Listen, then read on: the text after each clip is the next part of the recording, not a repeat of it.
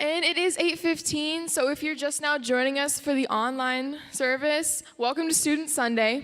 The theme is the eras, and we hope you enjoy it.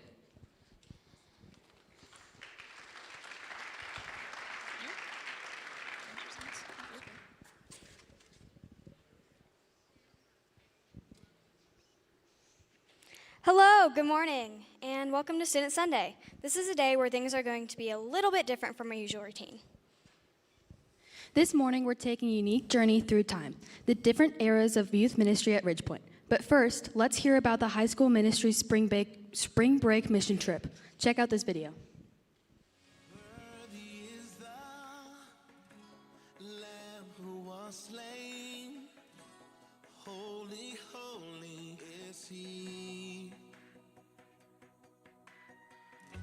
Sing a new song to Him who sits on heaven's mercy seat.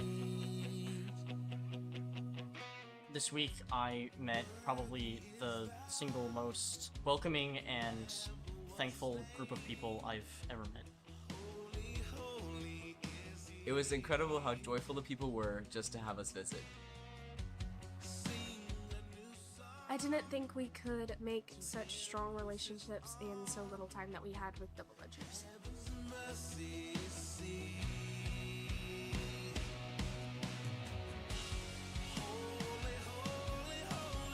This week, God showed me true happiness. I experienced a joy that I've never felt before, and the people of Irlanda, they show me how little you need to be happy. This week was spiritually filling, and I was surprised by the joy that radiated from the people in the village. We helped show God's love to the people of Huanana through our acts of service, but not more than they gave the same to us through their joy, laughter, and their love for God and others. When I think back on my mission trip to Peru, I will always remember how eager the villagers were to get Bibles of their own so that they could read God's Word for themselves. And I will remember seeing a heart broken and ready for repentance and restoration. This week, I experienced joy from the people in a new way, despite their apparent difficulties. I also got to see 4 kids accept Jesus for the first time in kids ministry. People are more hungry for the presence of God in their life than they realize, myself included. A quote from Pastor Jose is, "This is God's word, not yours, and it's time to do what it says."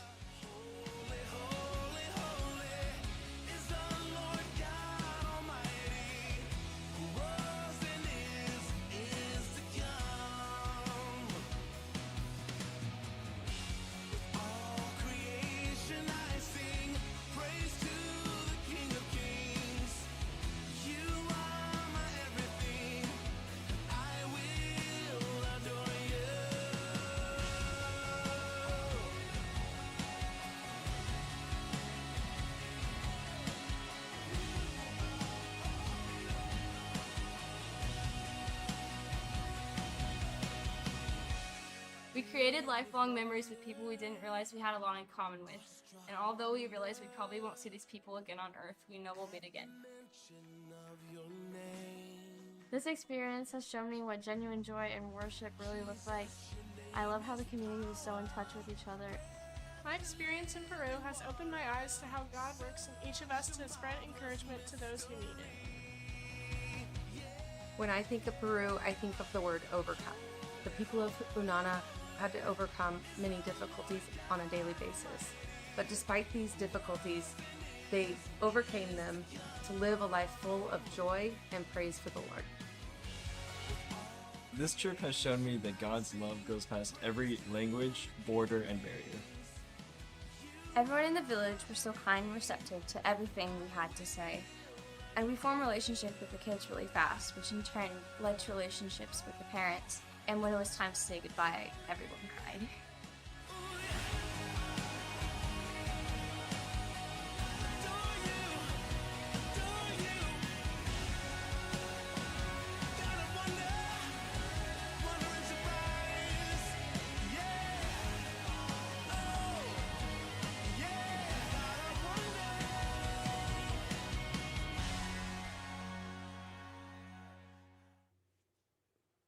was so much that happened in Peru, but we'd like to invite you back tonight at 6:30 to tell you more about it. But for right now, would you join us in worship?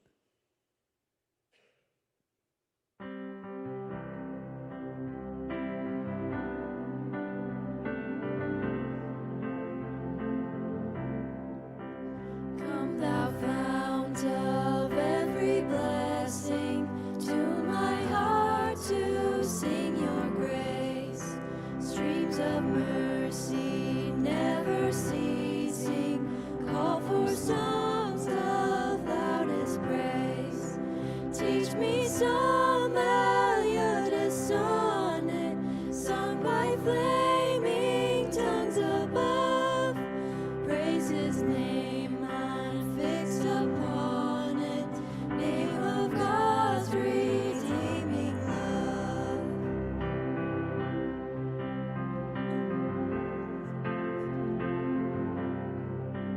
I was lost in utter darkness till you came and rescued me. I was bound in all my sin when your love came and set me free. Now my soul can sing a new song. Now your heart has found a home. Now your grace is always with me, and I'll never be alone.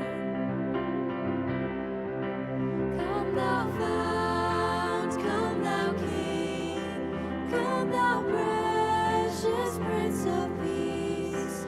Hear your bride, to you we sing. Come thou fount of our blessing.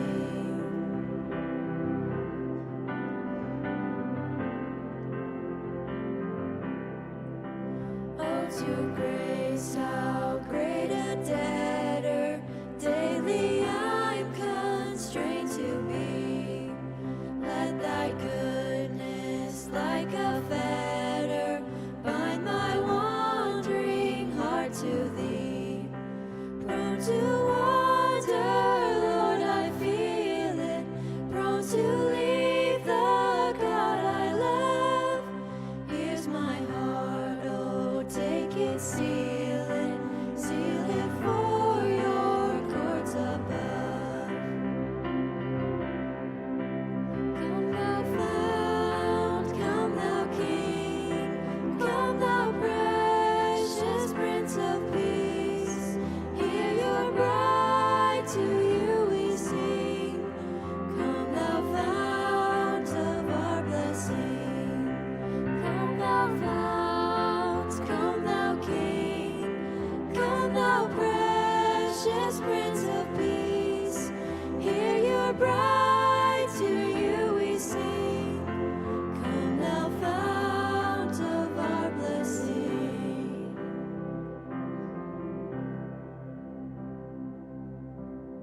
Would you join us and stand for this one?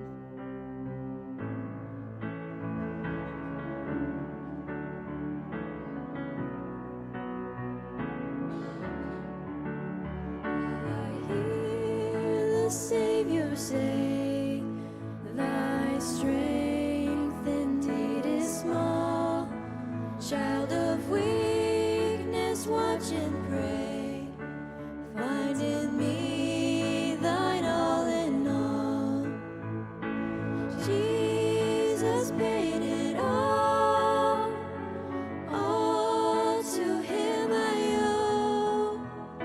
Sin had left a crimson stain, he washed it white as snow.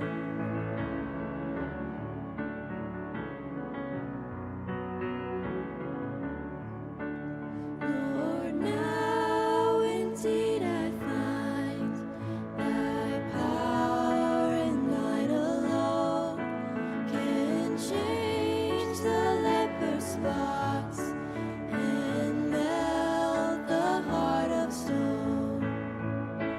Jesus paid it all to him I owe. Sin had left a crimson stain, he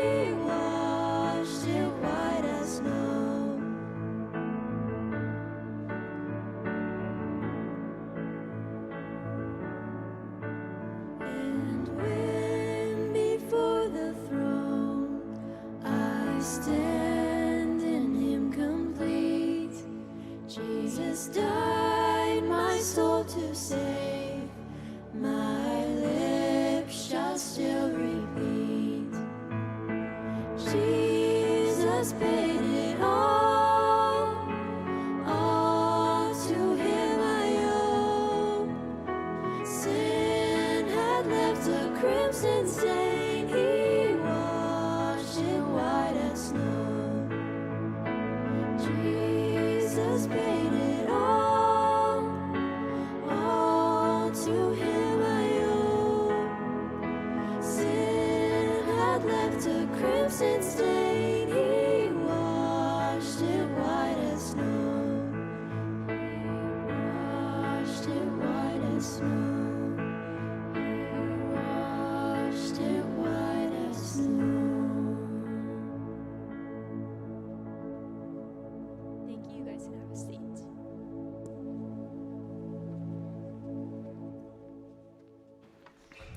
Well, good morning. My name is Kyle Goings. I oversee middle school, high school, young adults in their 20s and 30s here at Ridgepoint. And welcome to Student Sunday.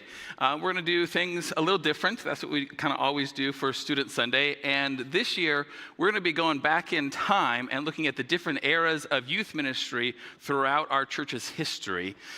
So here's what I'm going to ask you to do. If you could do me a little favor to start off with, think back when you were a teenager. All right?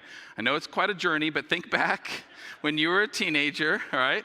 What was your life like? Did you have big hair? Were you shy or were you loud? Were you awkward? All right? Think back when you were 16 years old. What was your faith like? Did you have faith?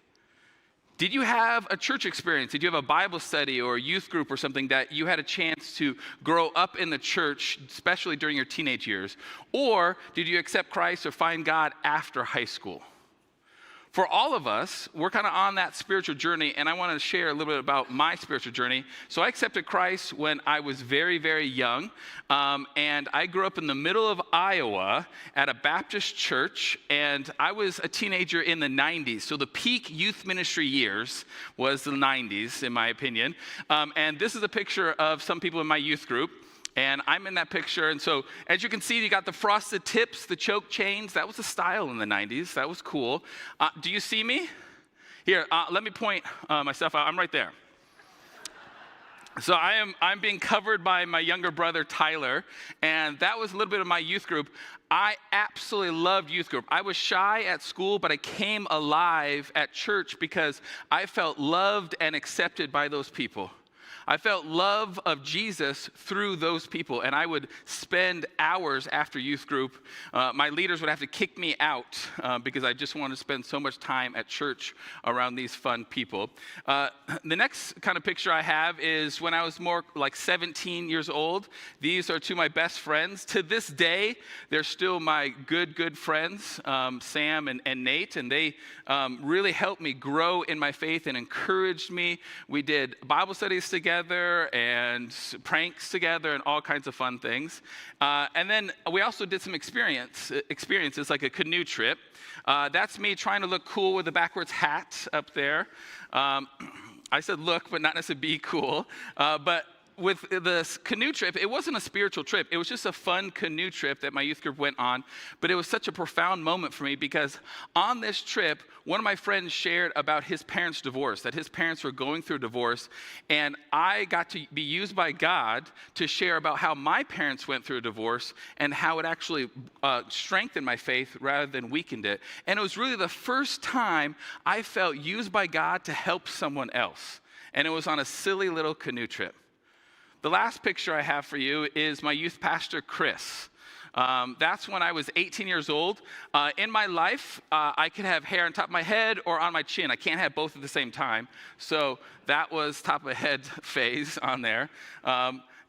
And Chris was profound impact on me. He really made an impact on me, and God used him to save my life. I wouldn't be here today if it wasn't for God using Chris to challenge me, to encourage me, and to see the potential in me that I didn't even see in myself.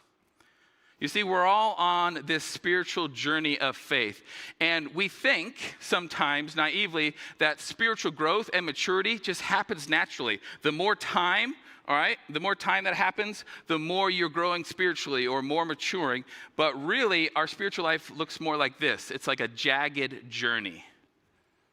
And there's peaks and valleys, and there's times of plateaus in our faith when we just kind of feel like we're going through the motions of this Christian faith. And so I want to focus on these dots that's on the screen. And these dots here are what I call spiritual markers. These are moments in time or experiences that led to an intense season of spiritual growth or maturity. In my 20 years of working with teenagers, these are crucial for spiritual development on our faith journey. And it could be anything. A spiritual marker could be anything. It could be an experience, both a positive experience, like our mission trip to Peru that we just saw the video about just a little bit ago during spring break. It could be a negative experience, maybe a loved one passing away during a time of your life. It could be an influential relationship, like a small group leader or a parent or a grandparent.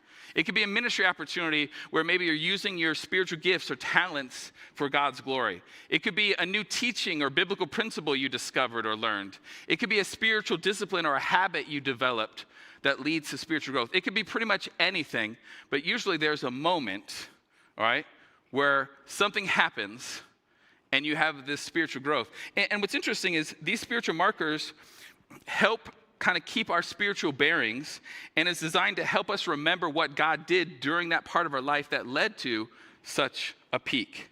In the biblical Old Testament days, the Israelites would build altars or memorials out of like rocks to help them remember what God did. One of the best examples is found in Joshua chapter 4. Joshua is the leader of the Israelites, and he's kind of leading the Israelites into the promised land after 40 years in the wilderness, and they have to cross the Jordan River to do so. Well, the Jordan River is very difficult to cross with all of the Israelites and so forth, so God provided a miracle and held back the waves, and the Israelites could walk across on dry lands. And this is what Joshua says right after that experience.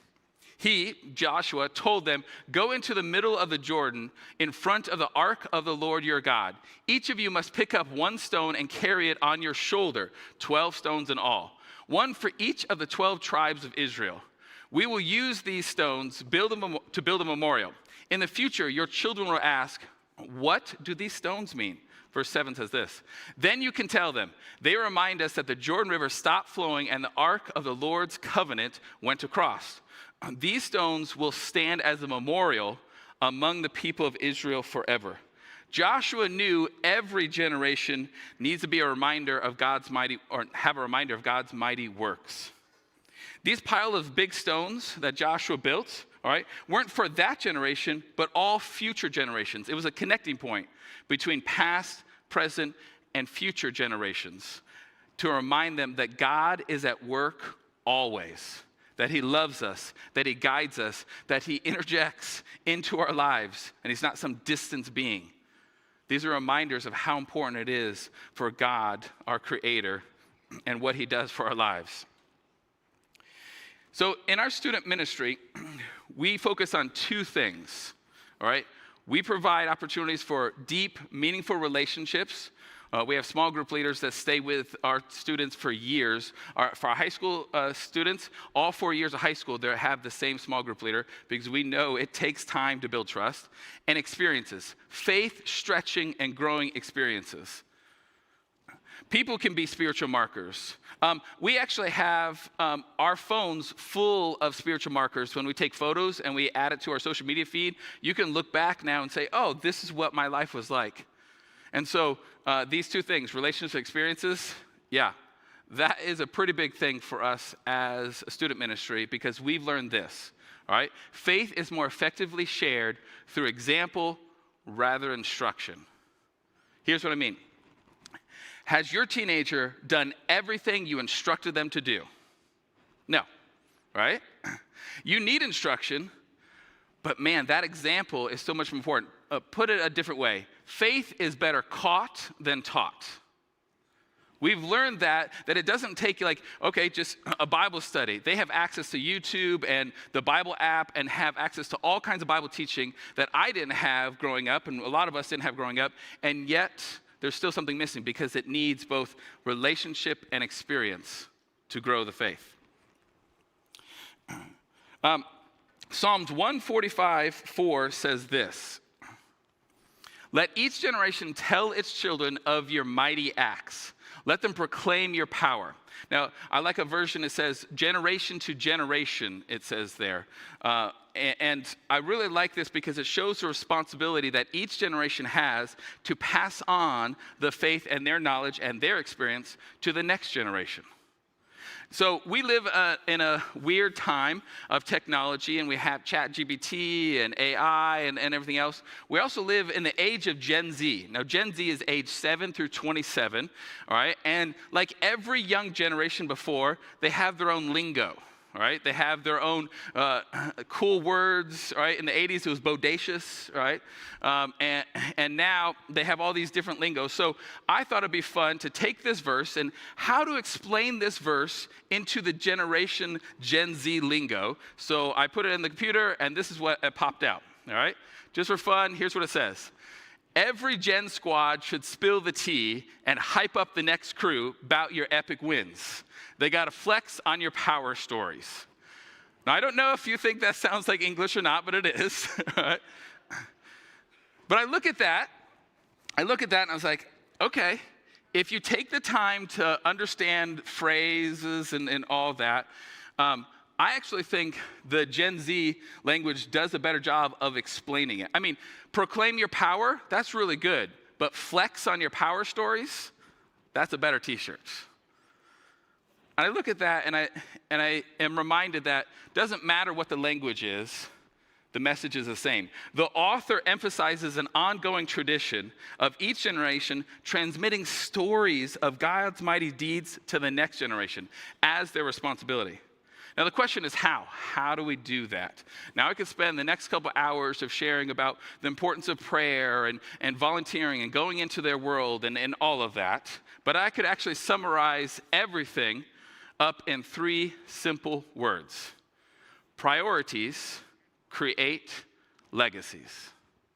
If I could tell any parent, any teacher, anyone who has any student or teenager in their life, I would tell them this: priorities create legacies. The younger generation watches how we prioritize things in our lives. And it serves as a template for the younger generation to see what we think is important, and then it becomes a value or an inherent belief to them. This goes beyond church attendance. This goes to how we talk about God and the church around the dinner table. And our priorities truly shine when we are tired, when we're busy, and when we're hurt. Do we turn to God in those moments? Because that's what really shows what's important. Scary and intimidating. It's not about perfection. It's about desire and zeal. Let me put it this way. What we prioritize as an individual, what we prioritize as a family, what we prioritize as a congregation becomes our legacy as a church. And Ridgepoint, actually doing some history and some diving and some interviews and all that, we actually have a pretty good history and legacy here at Ridgepoint Church. Now, we started in 1943 as a church, and we've had different locations all around Wichita, led by different pastors and staff. We even had different names of a church. And we haven't gotten it all right. Well, there's been some missteps along our history. But what's interesting is when I go back and I look throughout our legacy and our history, I am reminded that throughout our church history, we have seen people for decades upon decades step up and faithfully serve and lead the next generation. Many of us are here today because someone older than us made the choice to make an impact on us when they didn't have to. So the rest of the time today, we're actually going to go back in time and look at the different eras of our youth ministry throughout our church's history. We have to do some interviews, and you're going to hear from some people who grew up or as a teenager in those different eras. And they're divided up in about 20 years. The first era is the 60s and 70s, and everything happened before that. But I want you to hear when we show the testimonies, look for the spiritual markers in each of those people's stories of how they were impacted as a teenager in their teenage years. So let's take some time to go back in time and check out the eras.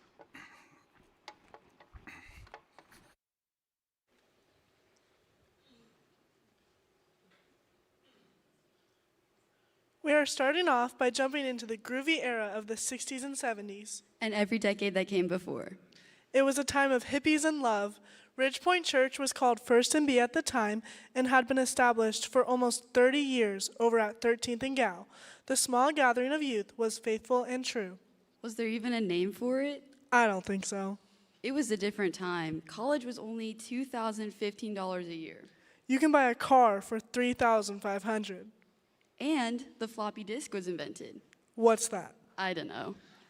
Apparently they said things like Far Out, The Flip Side, and Boogie. If you were a teenager in the 60s and 70s, could you please stand?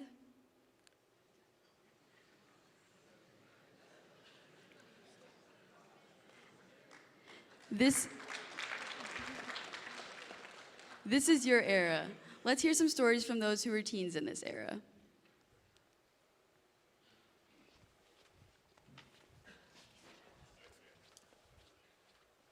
Student Sunday.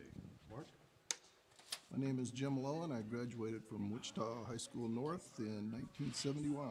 My name is Gene Hildebrandt. I graduated from North High School in 1975. North High School in 1969 was in the midst of a lot of racial tension in Wichita. My experience in high school, we moved here that summer, so high school was a real experience for me. I came from a small town, moving to a big town.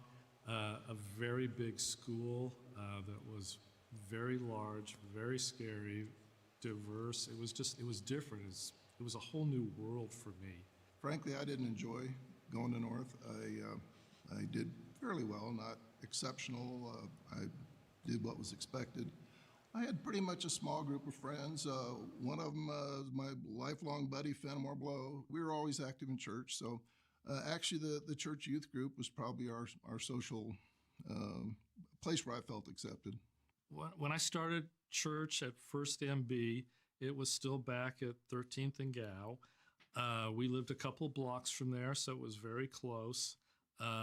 Small church, maybe 120 people, 130. People were very nice. They were very friendly and welcoming to our family. So, I mean, we kind of felt at home right away.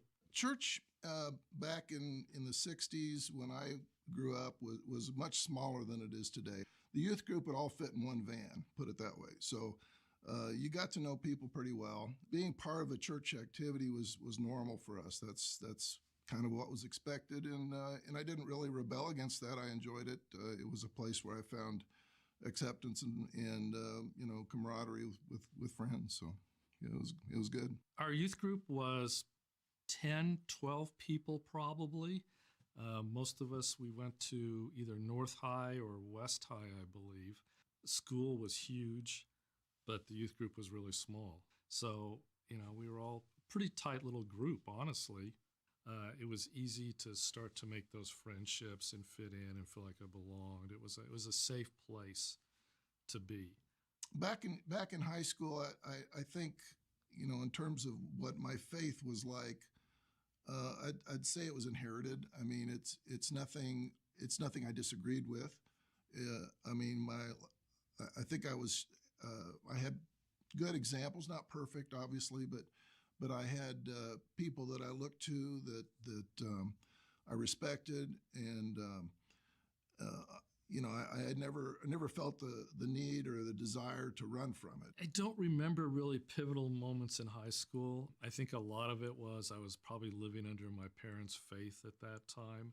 I don't know if it really became real to me till later on. In 1971, I started going to college at WSU in engineering and spent a couple years there, but didn't really know that many people.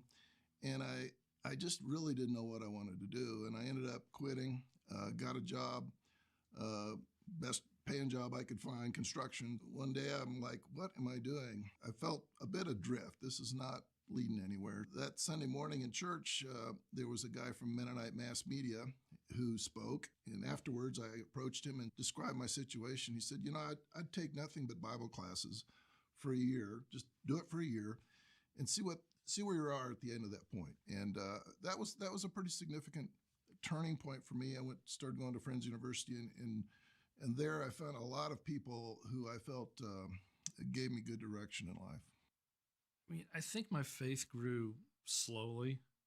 I don't remember any big event that happened, but I just remember, I think it was just kind of people being willing to pour in and spend time with us. I couldn't tell you any of the lessons that we did, but I think they had an impact. They kind of, these little bitty seeds that were there that I needed, especially when I got into college and there was more distractions and more things going on and it was easier to get pulled away. I think the seeds that were planted in the youth group were incredibly important.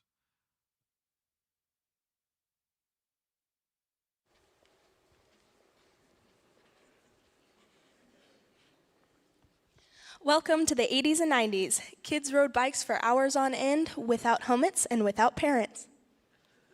It was a wild time. I heard that gas was only 71 cents a gallon. It was a time of Michael Jackson and the Golden Girls were gaining popularity. Our church broke ground and moved to 21st Street. The youth group was called MBY, and some might even call it Bodacious. Bill Hinberg brought in the 30-hour famine event. If you were a teen in the 80s and 90s, please stand up. Let's hear those stories.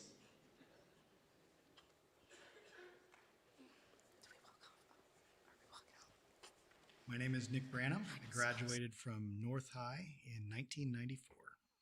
I'm Brenda, and I graduated from Northwest High School in 1992.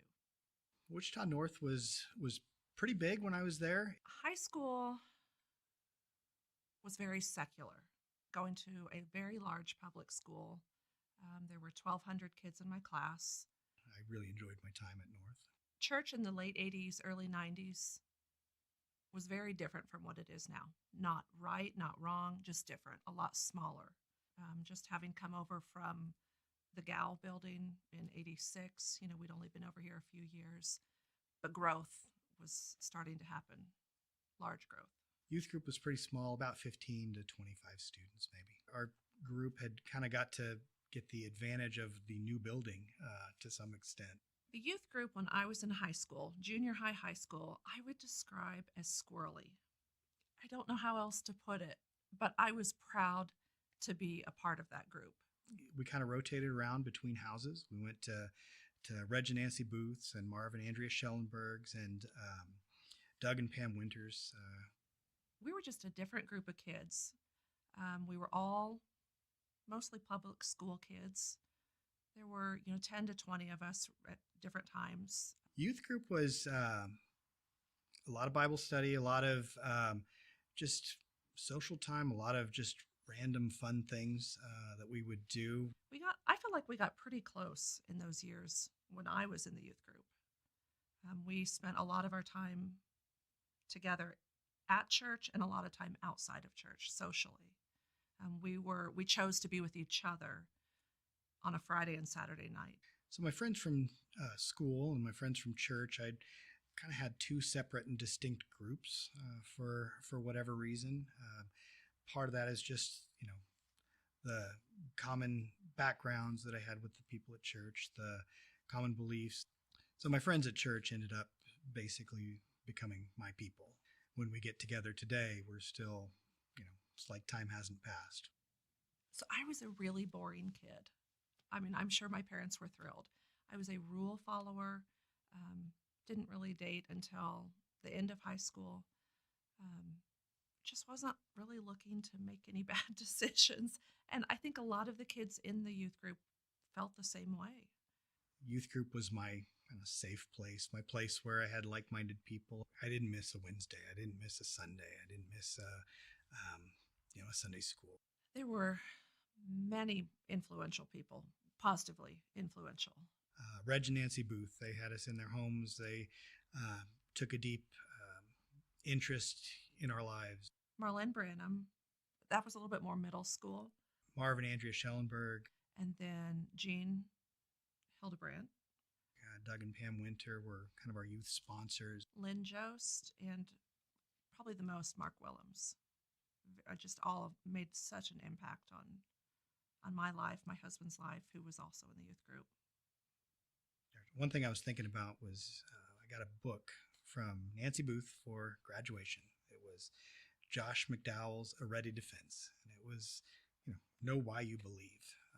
And periodically I just kind of rummaged through that. It was a graduation gift that I'm sure she put some thought into, but I doubt she knows how much I've kind of opened that up and read it and tried to figure out, okay, when I was dealing with this issue or that issue, what are some verses? What are some passages I can go back to understand why I believe what I believe? I had some friends from college that had a similar strong youth group experience, and it was just expected and sort of ingrained in us that we went to church, and eventually that became our own faith.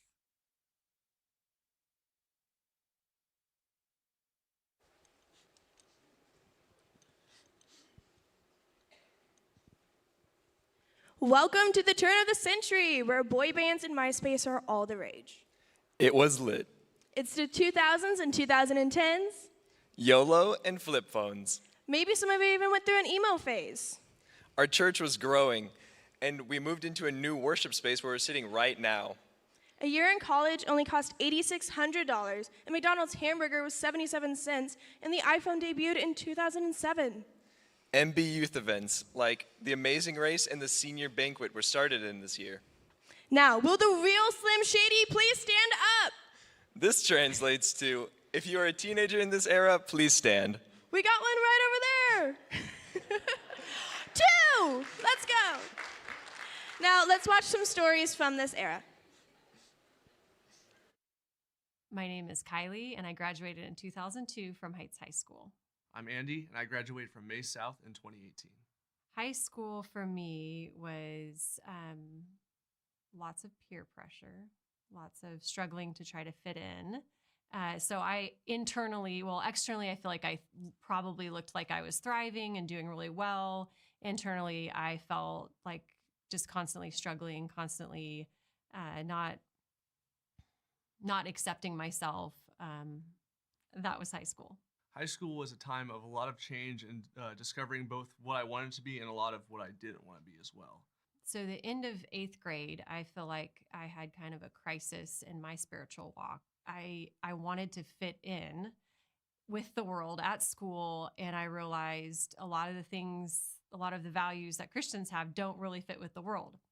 I think just trying to figure out who I was at that point, partially through just trying to figure out what interests I had, what I wanted to be when I grew up, because that was a huge thing at that age when the schools really want us to be like, this is who you are from here on out, and understanding that I don't know at this point.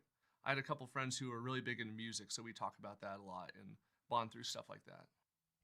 There were definitely, as I look back, seeds that were planted, areas where I grew and where my faith deepened, but I was really still holding it at arm's length because I wanted to still fit in at school or fit in with the world. I think a lot of that was I want to do what I want to do. And I remember having that conversation with God saying, hey, I still love you. I still believe in you, but I'm just going to do my own thing for a while. I started playing in the Access Worship Band my senior year once we started the program. And from there, I was really able to learn a lot about what we do, what goes on behind the scenes with worship, what the process is for practicing, the technology, and just really have a chance to both grow and stumble at the same time in my musical abilities, and then understand that we're not just doing this for performance, but we're really putting on this to come together and lead our fellow students and say, this is what we want to proclaim, and we want to pass this on to you guys.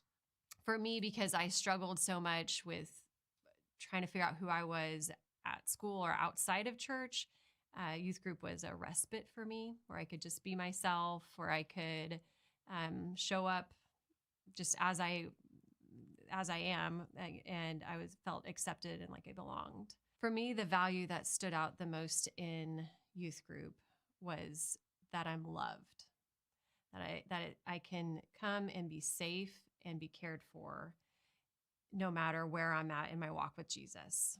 So there were times where I was following Jesus closely, and I felt like people came alongside me and helped me in that. And then there were times where I was drifting, and I still felt loved and supported and poured into despite that. I definitely, through the worship band, figured out that I wanted to lead worship. And having these opportunities with Candy and Brady and just the team, it really helped open a door for me and know that this is something that's possible and I can do this. I feel like despite my hard heart, God was still speaking to me, working in me through my small group, through the other kids in the youth group, through the leaders who constantly, they didn't give up on me.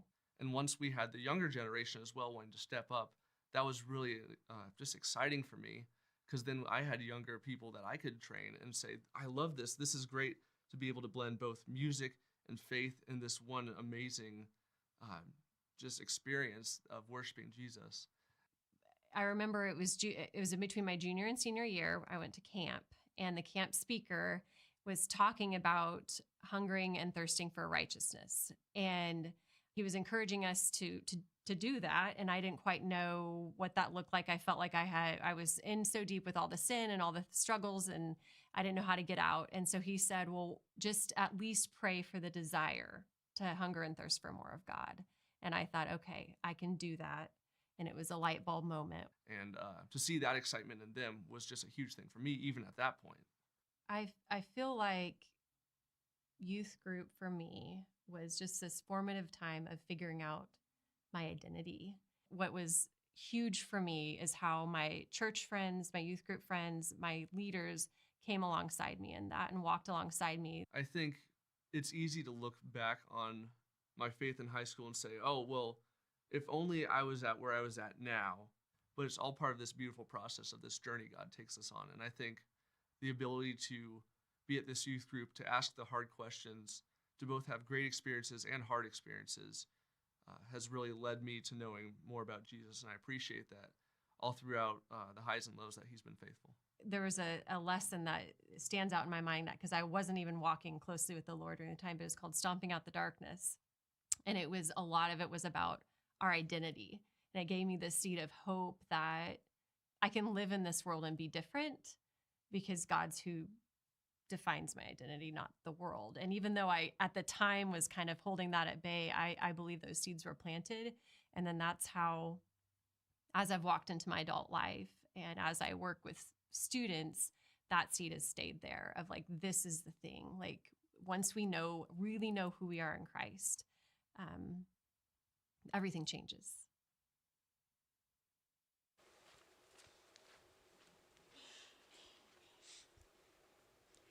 Hello, we made it to today. Kids these days use words like Riz, Basic, and Cap, and Snapchat streaks are alive and well. We aren't teenagers, we're screenagers. Gas prices make us weep. And we won't even talk about what college costs. We're the post-COVID generation, and it's true, things have changed. Here at Ridgepoint, remember we changed our name back in 2021? We just moved into our new building space. Students occupy the point, and it's pretty sweet. Our gym and gaming centers have caused new ministry opportunities in our group. Yes, our middle school director, Jen, and high school director, Candy, have some more things for us today.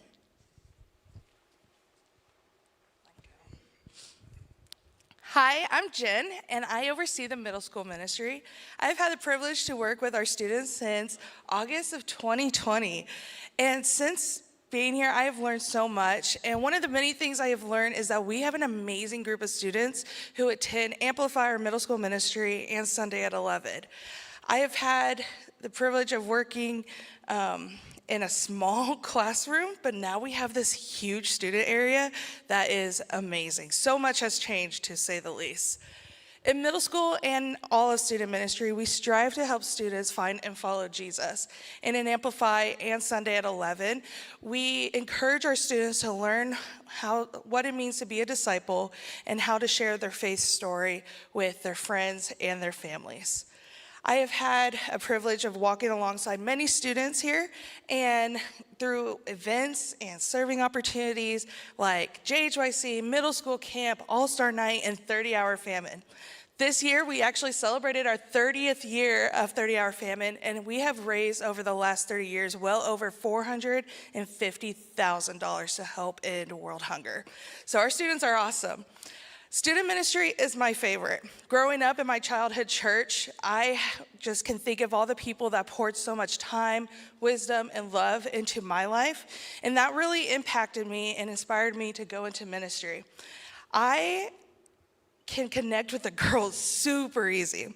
So never did I ever think I was gonna be so involved with a gaming ministry at a church. I needed to connect with my guys. So what that meant for me was learn how to play video games. Am I good? No. But I have learned how to play Rocket League, trying to learn how to play Fortnite.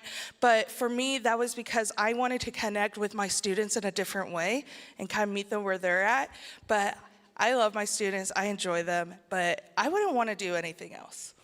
And we love you, Jen. It has been really, really great to have Jen here these last several years with us. My name's Candy, and I am the high school director.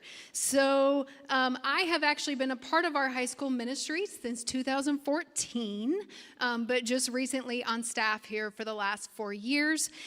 Since 2014, a lot has changed. In 2017, we made the decision to start Access. Access is our high school ministry that meets on Sunday nights. It includes games and fun and a free meal every night, which we are so thankful for our parents for. We have a worship team, great teaching. And then this year, we were able to move into the Point. We are so incredibly thankful for you and your giving and a space to do, to have access in and everything else. So we just love it. Everything we do here with First and B students is to help our students meet their spiritual markers. We share the gospel and we invite students into a personal relationship with Jesus. We encourage them in their walk through discipleship, small groups, and events like SDYC camps and mission trips. We really think it is important for students to have the opportunity to serve. So any given Sunday morning, if you look around, you will see our high school students and middle school students serving as greeters in kids ministry and in the nursery. I am really, really proud of how they step up when there is a need. They're always looking for a way to be a bigger part of the church, and we believe that that strengthens their faith as they grow. Student ministry is definitely a wild ride. It is full of emotions and excitement, and it keeps me youngish. It's getting harder, but it's wonderful, and it does really keep me young. For me personally, I have loved leading our student worship team. Over the last several years, they have just grown, and it is amazing to watch them walk in their God-given talents, to disciple them, to see them grow, to see them take out just their steps of faith and leadership. We've had the opportunity to lead at events like JHYC and middle school camp, and it is just my favorite thing to walk alongside them as they grow. A student's middle school and high school years are definitely a time of growth, change, hardship, anxiety, finding their identity, and making decisions. It's our hope that something today has reminded you of how God has been with you through it all. There is a lot that happens, and there's a lot that happens here, but God has always been the focal point of student ministry. Whether we started as a group of 15 or a group of 80, whether we were meeting in houses or meeting in some part of this building whenever it was new and exciting, God has always been moving in the lives of students.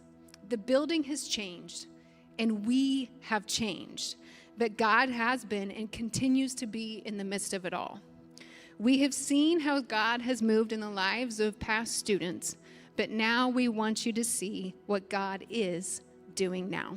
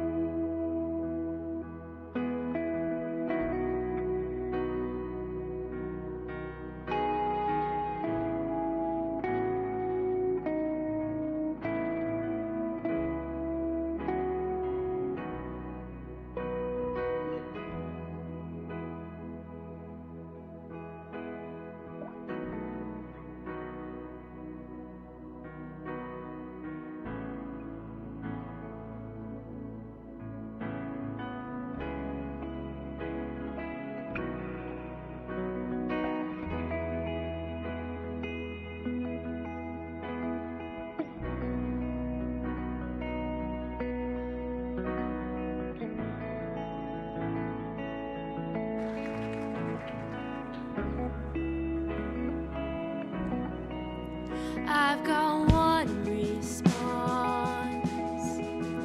I've got just one move. With my arms stretched wide, I will worship you. So I throw up my hands and praise you again and again. 'Cause all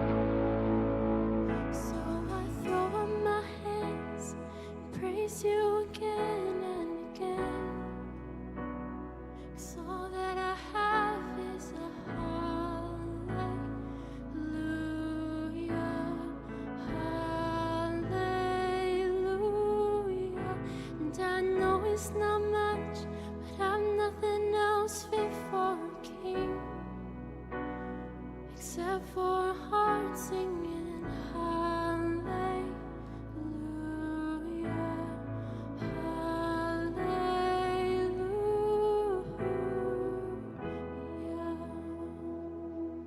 Would you pray with me? Father in heaven, we thank you so much. We thank you that you are good today, tomorrow, and always. We thank you for how you move. We thank you for being a part of our lives, that no matter what stage we are in, you continue to speak to us and call us. Jesus, we love you and we thank you. Amen. Wow. A good morning. Yes. Thank you so much for being a part of it here with us. Before you go, we just have a few announcements. If you are a guest with us here today and you're curious about who we are or what we believe, there are a couple of next steps that you can take. The first thing that you can do is text Ridge to 9700. You'll be sent some info, and if you have questions, you can interact or text with a real person. Folks, if you're new here, you can also just step right outside. We have people to talk to you here at the New Here cart out in the lobby. Or next Sunday at 9:30 and 11, we have a Next Steps class where you can find all of this out in person. So please, please, please feel free to join us there. Kids ministry, if you happen to be in here, we are fully back next week. So thank you for joining us today. And finally, tonight, one more reminder. We are just so thankful for all of you helping us get to Peru this year. So we did not get to have the time to talk about that a lot this morning. But tonight, right here in the worship center at 6:30, the entire team will be sharing about their experience. It's going to be about an hour. So if you would like to come back tonight, we would love to share all that happened on that trip. There were some pretty amazing, amazing things, and you won't want to miss out on that. Thank you so much, Ridgepoint, for being with us this morning. We love you. Have a great week.